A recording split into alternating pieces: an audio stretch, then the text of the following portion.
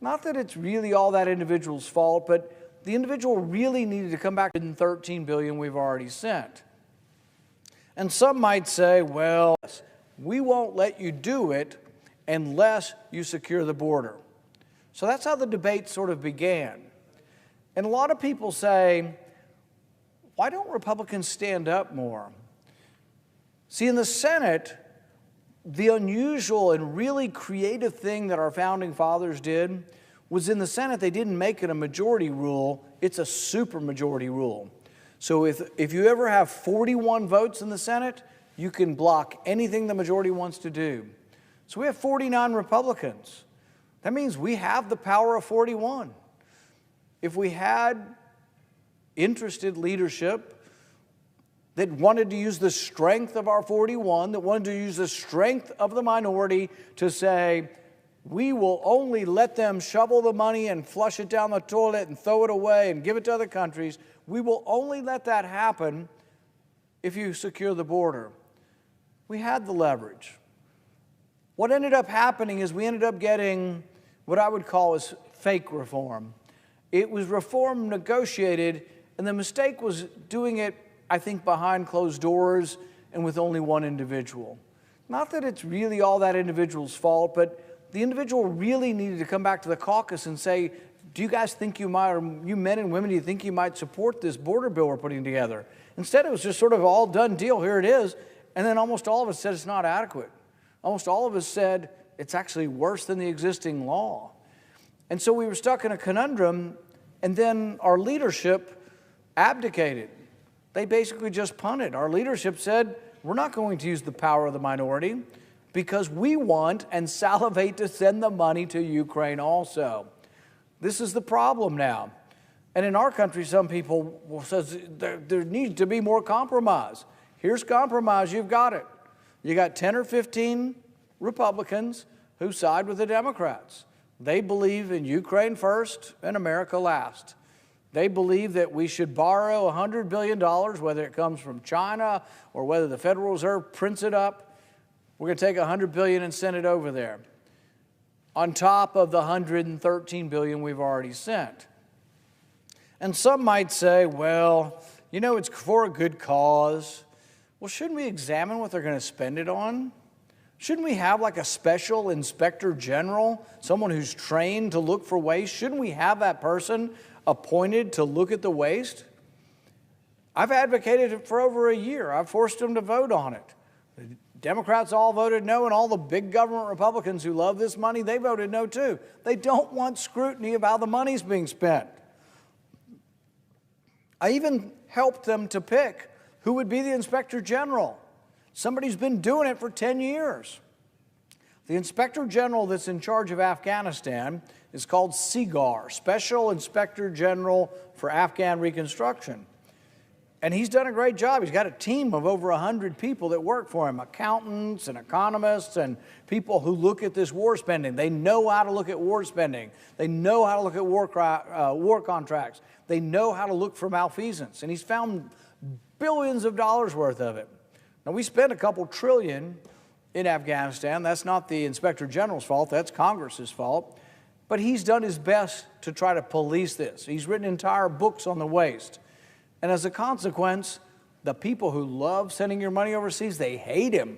They hate the idea. They hate the idea so much that they've voted it down with a vast majority. They don't want an inspector general.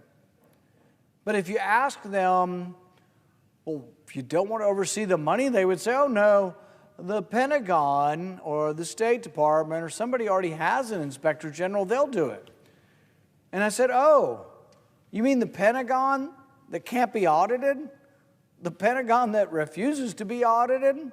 The Pentagon says they're too big to be audited? You trust them to now oversee the money going to Ukraine? When Ukraine has a history of being in the bottom 10% as far as corruption, meaning they have had more corruption than the other 90% of countries, I think that's kind of crazy. Even if you were for the money, you would think that the power of 41 supposedly conservative Republicans could simply look them in the eye and say, We're giving you the money, but we want this, this, and this. They have the power to do it. They completely abdicated their power. They threw in the towel and said, we're not going to do anything on the border, but we're not going to even ask for an inspector general on this.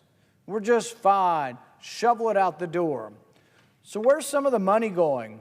Inevitably, some of it's buying weapons. And to listen to the supporters of this bill, they are proud of the weapons and the profit that will go to the people who sell weapons. This to me just boggles the mind. They actually have a new name. They now call it the Defense Industrial Base. Since the time of Eisenhower, it was known as the Military Industrial Complex. But they've renamed it the Defense Industrial Base, and we're going to rebuild ours with war profits from Ukraine.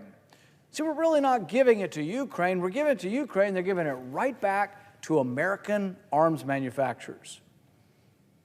See, it's this sort of mercantile sort of, oh yeah, it looks like it's good for business, it's good for money. And it's like, are these people not realizing we're talking about war? A war that some estimate 500,000 people have died?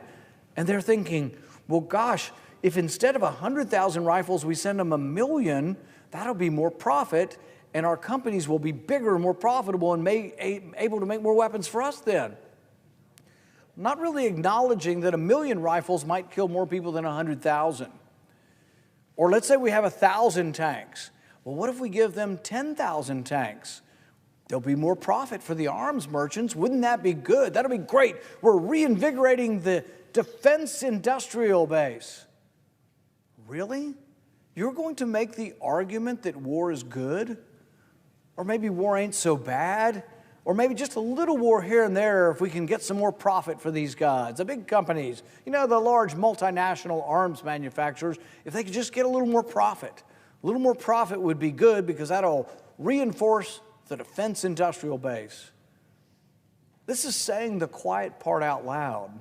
This is saying something they should be embarrassed by. This is saying something so reprehensible and so disgusting. But it's happened from the leadership on our side, the leadership on the other side. It's happened also with the Biden administration. In committee, they come to us and they brag about how this isn't really money to Ukraine, this is money to America.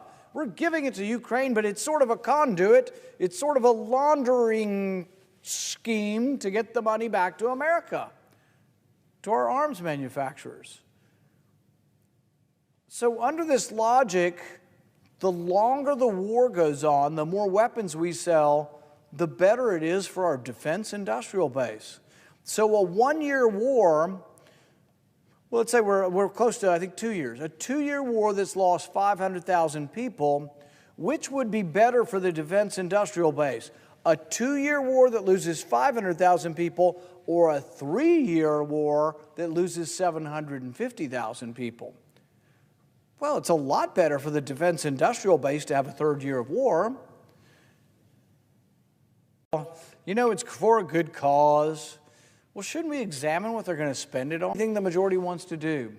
So we have 49 Republicans. That means was doing it, I think, behind closed doors and with only one individual minority, because we want and salivate to send the money to Ukraine, all $13 billion we've already sent. And some might say, well,